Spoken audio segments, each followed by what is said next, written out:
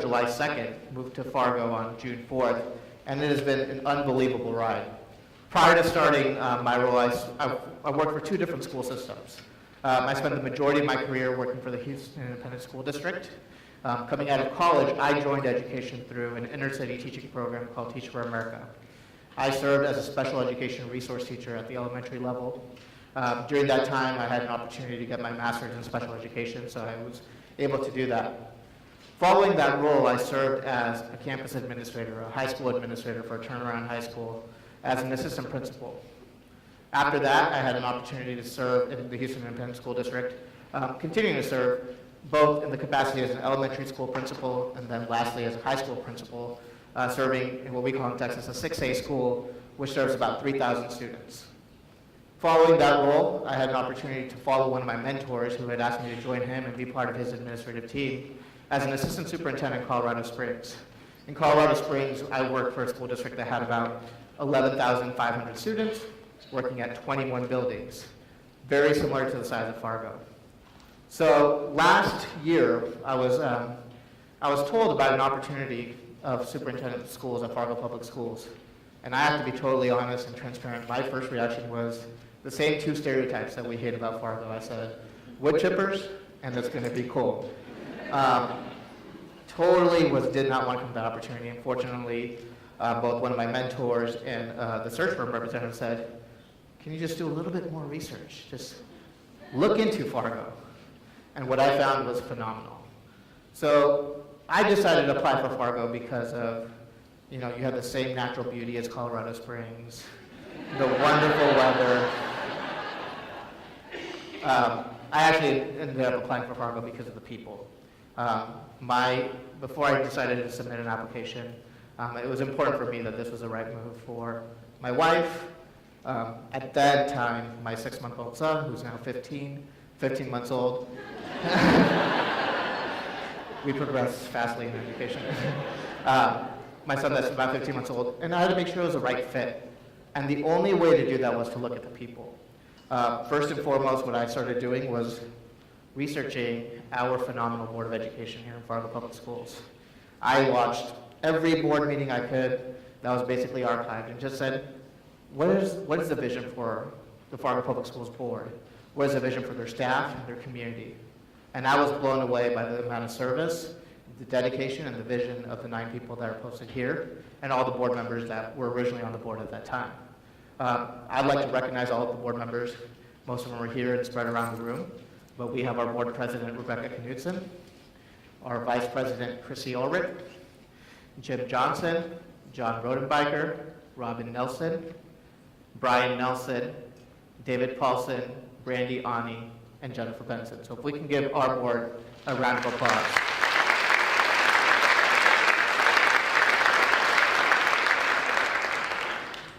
I think it's always understated the amount of work a school board does. Not only do they spend countless amount of time and dedication to the district and the resources, but they represent our community, they represent their taxpayers, and they are really the ones that are setting the vision and monitoring where we are going as a district and making sure that we're looking after the best needs of all students.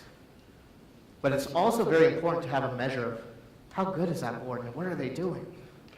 Well, I can tell you personally, just based on the superintendent selection process and the person they decided to pick, this board is doing A-OK. We're guided in Fargo Public Schools by our mission.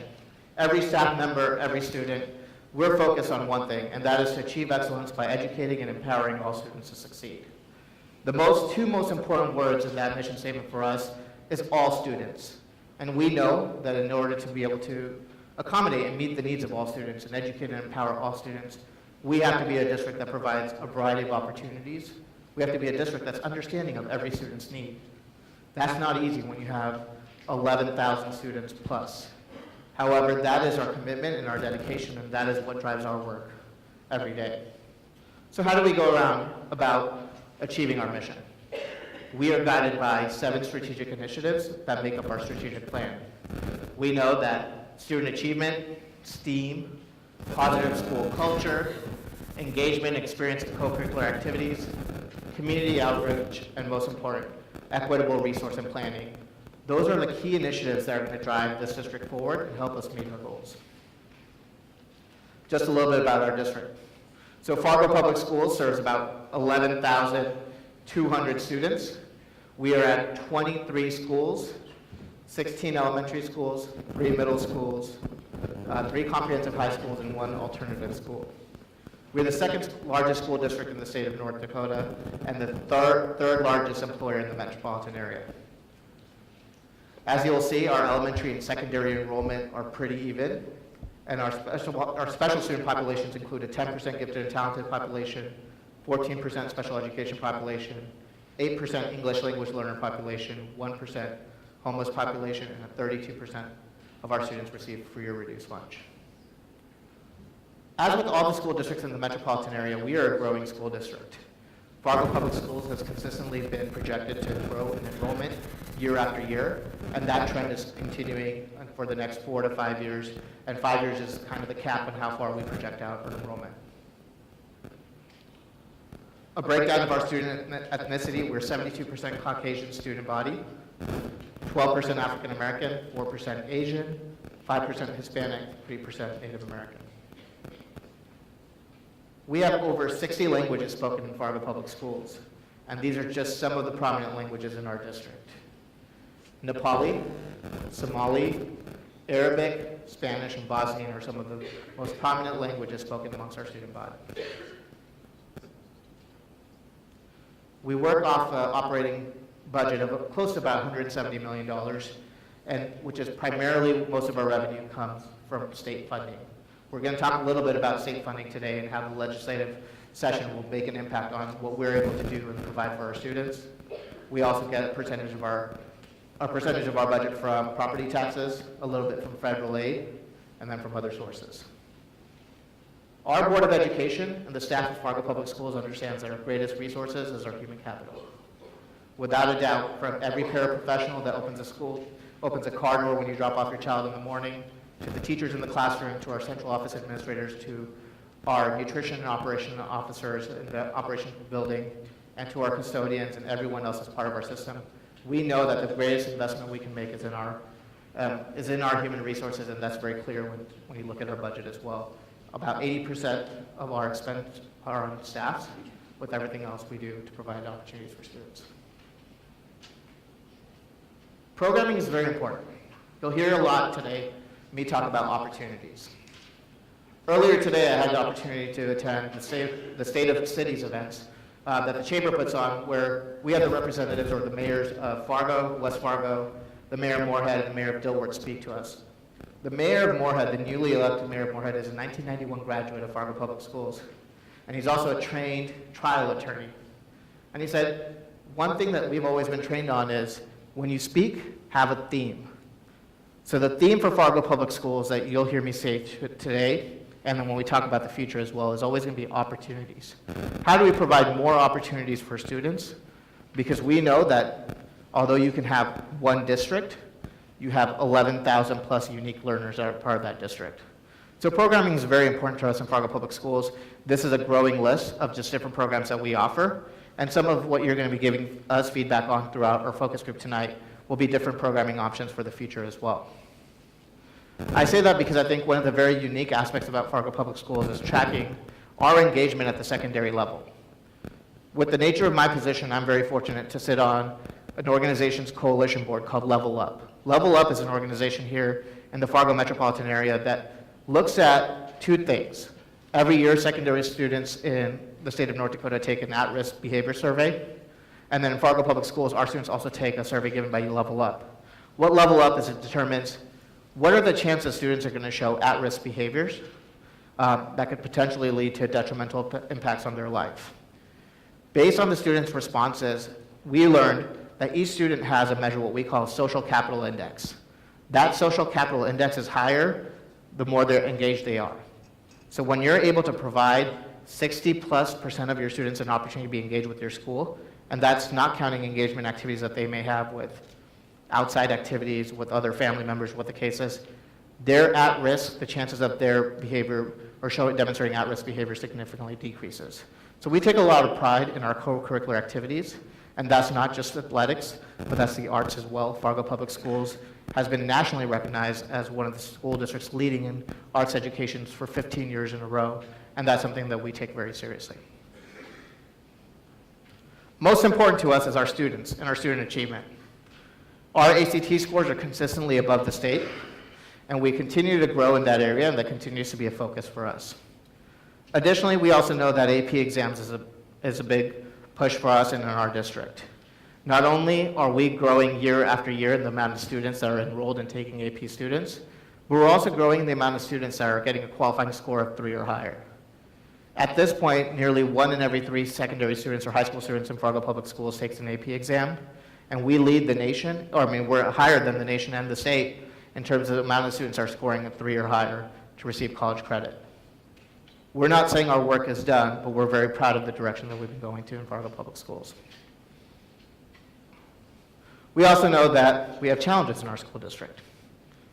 Schools look very different today, and classrooms look very different today than they did 5, 10, 15 years ago. They also look very different today than they will 5, 10, 15 years from now. Over time, the role of what teachers have to do has constantly changed. Teachers, paraprofessionals, school administrators, they don't just serve the duties of their title. They serve the duties of parents, guidance counselors, social workers, anything and everything we can do to make sure that children are learning and getting an adequate education and are educated and empowered to succeed in Fargo Public Schools. One of the biggest challenges with that is how do you continue to provide more resources and supports for students with a finite amount of resources? So for us, mental health and challenging student behaviors is something that we're looking at in Fargo Public Schools. We know that this is something that we want to be able to head on. We want to be able to provide every child that may have had a traumatic experience or a negative encounter at home or what the case is when they bring it to the classroom. We're able to address those needs. Secondly, long-term planning. We're a growing district, but Fargo can only grow so much. Additionally, if you look at the city of Fargo on a map, we only grow in one direction. We run north to south. I live on the south side of town, south of 76th Street near Davies High School. When we were moving into Fargo, I think, the movers that were helping us move in said, when we were growing up, this was South Dakota. Majority of the people that find out where I live call it North Wapaton, which is okay because my wife works just north of Wapaton. But you can only grow in our city in one direction, and that's growing south. So how do you manage that growth as you continue to have an expanding city and an expanding metropolitan area? Lastly, sustainable long-term funding. Touched about this a little bit, but this is going to be a big priority for us as a district. And how do we make sure that we're the most prudent people that we can and being good fiduciaries of taxpayer dollars to maximize the educational experiences for all of our students?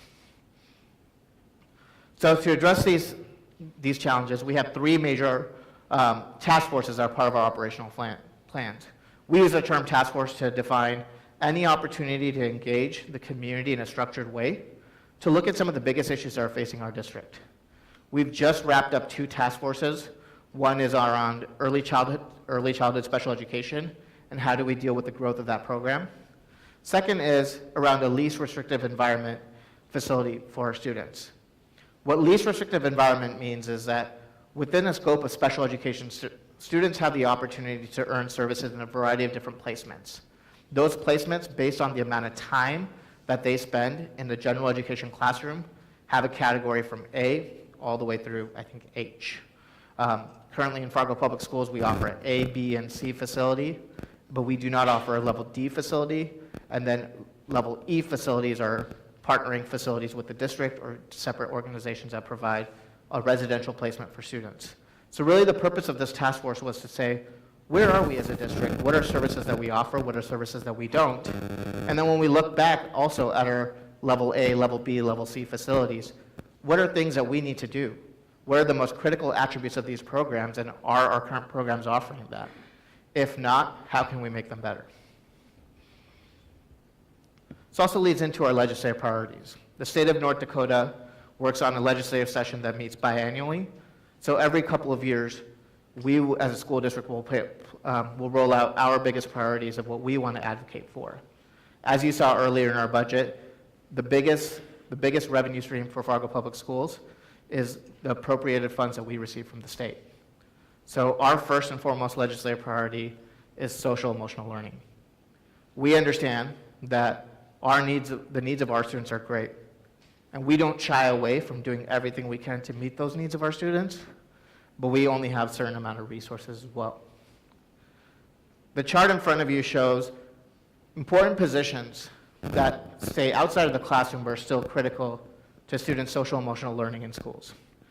School resource officers, social workers, counselors, psychologists, and school nurses. The top chart shows the recommended staffing for a district our size in that field, and then the red chart shows what we're able to provide. The majority of additional funds that we do to provide support for our students, Fargo Public Schools finds a way to make it work within our general funds.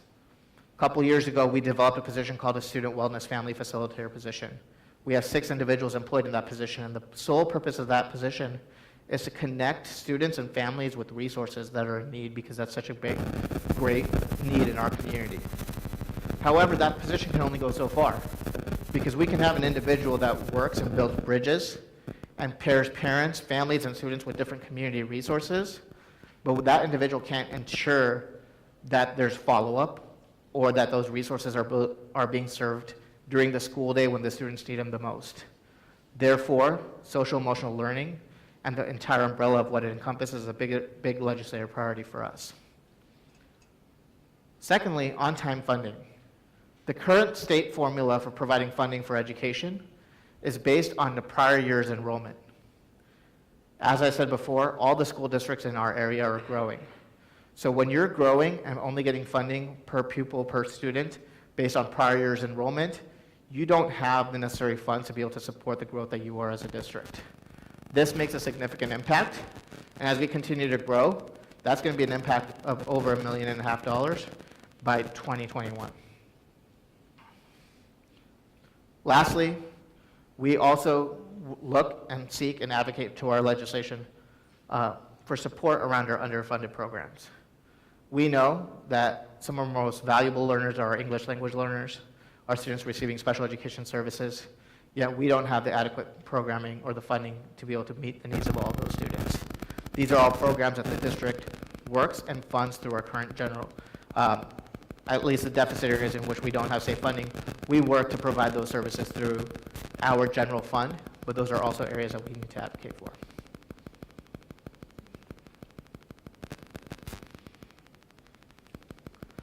And I throw this slide in there as well because I think our community and the Fargo community is one of the communities I've been most gracious for because of your support of public education. A couple of years ago, this community supported a mill levy initiative for Fargo Public Schools. Oftentimes, when you talk about legislative priorities, you'll see that legislators will say, well, we'll hold K-12 education harmless, meaning we won't add or reduce their current funding formula. Just as members of our community, I think it's important to know that when you look at our funding formula, even if you were to hold harmless or not add or reduce the cost, we have dollars that are deducts are built into our formula. So the amount of dollars that we're supposed to get and the amount of dollars we actually get, there will be a gap, and there continue to be a gap over time. So what's the future for Fargo Public Schools? And what's the direction we want to go to? First, standards-based instruction. Standards-based instruction is a new way of looking at teaching and learning to improve rigor in our classrooms and to really meet the needs of all of our students. The language that you see in front of you is directly taken from our strategic plan, and this is a primary goal for Fargo Public Schools. And that is to use a standards-based education model to deliver curriculum education to meet state standards and 21st century skills. So why standards-based education? Like I said before, school is very different now than it was 10, 15 years ago. The traditional model of education that we know of would focus only on one of the 4 critical ways we learn as human beings, and that is knowledge systems, which is the collection of facts and pieces of information any person has at any time. Standards-based instruction allows us to change just the traditional model, go from beyond the recollection of facts to cognitive systems, where we're expanding our ability to think about and engage with information, to a more metacognitive system, our ability to think about thinking and analyze why we think in a specific way, or even a self system, which is the self-efficacy that we want to build in our students, which is how we view ourselves in the world based on our beliefs, past experiences, using the knowledge that we just learned. So what is standards-based instruction? Standards-based instruction does a lot, but I'll try to drill it down to two major things. One is it's a way of looking at education that doesn't just look at one-time mastery of a standard. So when I'm looking at how a student does, it's not just assessing that student one time and their recollection of facts and that's finished. The second piece is it's also looking at how do we teach students with more rigor without just adding more information for them to remember? How do we allow opportunities for them to think about the way they're thinking? How do we allow opportunities for them to think about the way they're applying what they're learning? And increases that mental processing information. So I have an example up here of what it looks like. Because when you look at a standards-based instruction model, you no longer see standard 5.2, 85% mastery. What that means is a student at one point took that assessment, mastered it at 85%, got 85% of the answers correct, and that's it. We put it on a shelf, and that's a representation of that student's knowledge. That's not how education works, nor is that how we all learn. The best example I can give is about 15 months ago, I became a parent. If you were to assess my skills as a parent, whether it's my ability to swaddle proficiently, or whether it's my ability to change a diaper, on October 14, 2017, I would have probably at best been at 40, 50%. Totally true. But in a year and a half, I think with experience, being able to engage with that content in multiple ways, I'd say I'm proficient. My wife might be advanced, where she can probably analyze the substance of a diaper and tell you how ill the child is. But I would say I'm proficient, and that's because I've had multiple opportunities to assess and engage in that skill that I'm developing. And that is what standards-based instruction allows our students to do. Secondly, dual language immersion by literacy. We are preparing students now, and you've probably heard this adage before, for jobs that don't exist yet. We're also preparing students to engage with other employers and collaborate with people in their industries in countries that haven't been developed yet. So we have to be able to have the skills to be able to do that 15, 20, 30 years from now when our students are graduating. Biliteracy is huge. The amount of research behind and the impacts of dual language and immersion programs and the ability of what students are able to accomplish when they graduate biliterate, you've been provided that information in your process packets. That's going to be a program and a big push for Fargo Public Schools. How do we go back to creating those additional opportunities for our students? Also looking at CTE. The chart behind me shows just a sample of the different career and technical education programs offered across all the districts in the Fargo metropolitan area. We understand that in K-12 education, there is a workforce shortage. We want to tackle that workforce shortage by giving as many opportunities to students that we can. This includes anything from agriculture to automotive to aviation to information systems, and even more programs that we want to expand. So a big push for our district moving forward is how do we create more opportunities for our students? How do we encourage them to be exposed to different opportunities, whether they're workforce related or post-secondary opportunities at the high school level, at the middle school level. Part of that's also changing culture and past practice and involves parents as well. A lot of us, when we were in school, students were tracked. You're either tracked into a collegiate path or a workforce path, or maybe even a two-year institution path. Oftentimes, students that take one of those paths, we don't talk about what's the opportunity or what is the retention or what is the rate of students that go to a two-year university and eventually translate to a four-year university. Or students that go to a four-year university and then go also have the skills to make it through a technical trade and be employed in that profession. Happens very minimally. And that's a culture shift that we as a community need to engage in. Part of that is we talk about higher ed and the cost of higher ed and student debt having long-term impacts. And we also talk about students that go into a technical trade, and then they stay there for their careers. How do we change our model and our line of thinking so all students graduate with an opportunity to pursue any of those paths? So if a student graduates from high school with an industry certification in welding, they can go be a welder, earn enough money to go to a four-year university. You're not pigeonholed to one opportunity. And the way to do that is by providing multiple opportunities for all students versus tracking some students for some programs. And that's a big push for us here in Fargo Public Schools. Lastly, growth. We know, and as I said before, we're going to be a growing school district in a growing city. How do we continue to be able to sustain that growth through a meaningful long-range facilities plan? And what does our current structure look like? What do our current buildings look like? And how do we rely on our community for support when needed to be able to do that? Everything we do in Fargo Public Schools, all the initiatives that we do and our vision for the future is laid out in our strategic plan. Our strategic plan was developed with 54 individuals, including many community members and stakeholders, some who are in this room today. Please hold us accountable to following that strategic plan. Our strategic plan dashboard is on our school website. Each of those strategic initiatives is a tab that you can click on, and we have a progress chart for how we're doing.